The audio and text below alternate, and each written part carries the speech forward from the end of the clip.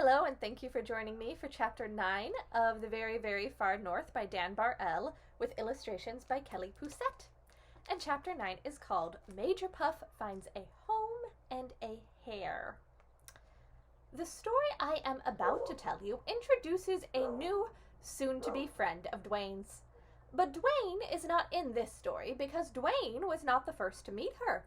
It was Major Puff who had the honor. It happened in the spring. Upon returning to the very, very far north from his migration that was not at all a holiday, Major Puff was again in need of a home. Building it himself was not an option. A puffin who had descended from a long line of military heroes could not be expected to perform manual labor. Digging a burrow was naturally and literally beneath him. So the only remaining choice was to seize a home already dug. This required time and effort. Let me remind you that Major Puff was a puffin whose ancestors were responsible for winning half a dozen wars, not to mention 28 significant battles and countless skirmishes of varied importance. Therefore, he had standards. Cleanliness was a priority, as was ample space for marching, which he practiced regularly and often. Also on that list, and quite frankly at the top of that list, was abandonment. The burrow needed to be empty. Not to say that he wouldn't be willing to take a burrow by force if necessary, for the blood of the conquerors flowed vigorously through his veins. But it seemed that in each and every case the burrow most to his liking was the one in which no one was currently living. He marched from one spot to another, inspecting a burrow here and a burrow there, and none passed muster. He visited burrows he'd lived in from past years, but they looked worn and tired now. They lacked what Major Puff deemed the proper puffin panache. As the day drew closer to an end, he began to have doubts. He scolded himself for taking the migration that was in no way a vacation, even though he didn't really have to migrate. Had he stayed the winter, he'd still have his old burrow. Had he stayed, the old burrow would have been kept clean and proper. At the very least, had he stayed, he'd still remember where he left it, which now he couldn't. Any lesser Auk might have called it quits. Major Puff was not a lesser Auk. He expanded his territory. He sharpened his senses. He remained alert. At twilight's cusp, Major Puff believed he had at last found success. A burrow was situated in a beautiful meadow recently released from its snow covering. The door was simple but solidly built, an important consideration if and when under siege. So with his chest puffed out and breath held in, he entered. To his relief, nothing happened. He was not set upon by unreasonable hordes or ambushed by sneaky types. He wasn't compelled to offer stuttering apologies for trespassing, or to make a hasty panicked retreat in the heroic fashion of his parents, grandparents, and great-grandparents. The burrow, it seemed, was empty. Even better, the burrow was very, very large. Excellent, he thought to himself. Plenty of room for marching in all directions. My skills will not be allowed to wither. One final test remained before Major Puff could give his stamp of approval. He spread a wing and allowed it to run along the floor. Inspecting his feather tips, he let out a contented sigh. Not even a speck of dust, he said aloud. I should hope not. I've spent the better half of a day cleaning the place. Eep! Replied Major Puff very loudly to the voice coming from the far corner of the room. It was the proper response, mind you, quite customary to the particular warrior clan to which Major Puff belonged. But the owner of the voice, a small, furry white hare with longish ears, didn't seem to care. Perhaps I claim too much. I worry about such things. What if I've made the place completely sterile? Shouldn't a home have a bit of bacteria lying about? Major Puff was truly bewildered. He stared at the hare, who in turn stared back, apparently waiting for an answer.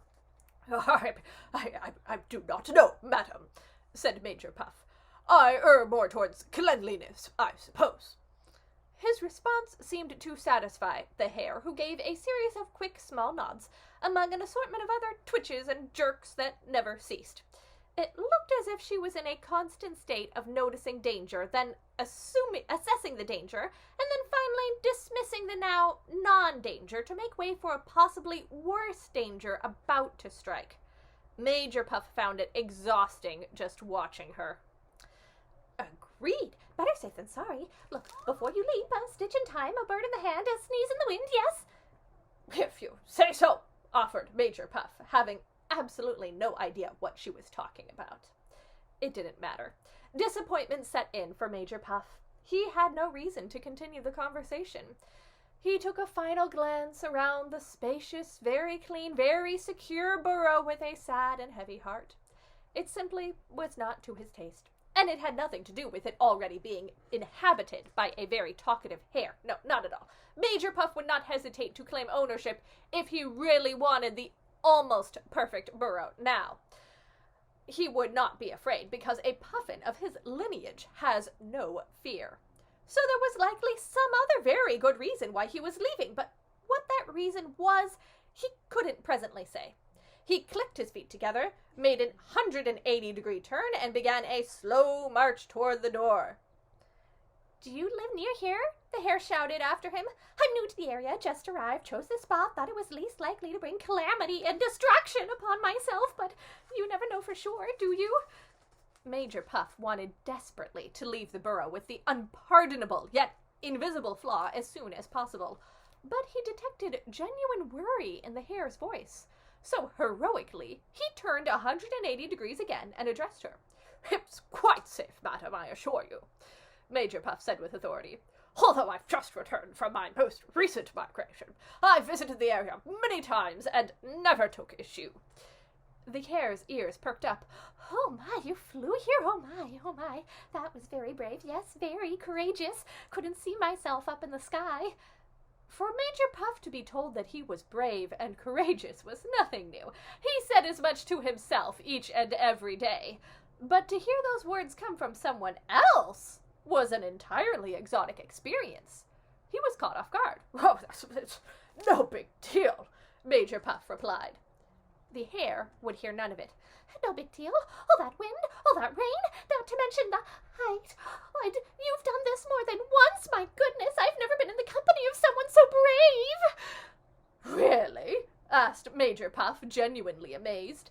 And then, seizing the moment, he added, Well, yes, I suppose one could see these trips as hazardous. The distance I cover is staggering, and I never know if a meal awaits me at the end of a long day of flapping, or if a hurricane might be descending upon me without warning. There is risk, there is danger, but one does what one must. Major Puff was delighted to find the hare listening with rapt attention. Her eyes were wide, and her front paws covered her mouth to muffle any cries of shock. Major Puff felt it was beyond flattering. It was as if he had walked into a surprise birthday party in his honor. Or so he imagined, never having been given one. I should take my leave, he said gallantly. The sting of losing the burrow not so sharp now. He bowed his head. And there he is, bowing to the rabbit. You could stay, you know. Major Puff wasn't sure if he had heard correctly. I beg your pardon? Just saying. Lots of room, very clean, maybe too clean, but still comforting to have a brave soul about. I'd feel protected. Major Puff's heart skipped a beat. There were rumblings in his chest area. A giggle escaped his beak, which made him blush. Having never experienced glee before, it threw Major Puff off balance. But regaining self-control, he made it clear that he wasn't a puffin who compromised on discipline. Let there be no mistake, Major Puff began. If I stay, I will practice marching every morning, and sometimes at night as well. Well, that's a bonus for me, isn't it? I'm a hopper myself, love to hop, good for the circulation, so I'm told in moderation, but marching would be a nice change of pace. Another giggle escaped Major Puff's beak. Glee was turning into joy. I've set myself up in a room down that tunnel, said the hare, pointing, but there are 5 other rooms to choose from down each of those tunnels. You dug all of this yourself, madam? The hare shrugged and smiled. Nervous energy. Major Puff paused. It was highly unusual for a puffin of his caliber to share his residence with a stranger. Yet, aside from his military prowess, manners and charity were two other merits that defined his noble lineage. How could he evict this poor hare out into the elements, especially knowing that she built the burrow herself? No, Major Puff had to rise to the occasion. He had to break from tradition. "I accept your offer, madam, if the agreed terms are honored." And they were. In fact, that very evening, after a celebratory cup of tea, Major Puff took up his marching practice around the burrow while the hare looked on in quiet yet twitchy awe. Ooh, I really feel connected to this hare. And next time, we will find out more about her in Chapter 10. The hare gets her name, Dwayne takes charge, and Major Puff has quite a day. So we will get to find out what the hare's name is next time in Chapter 10.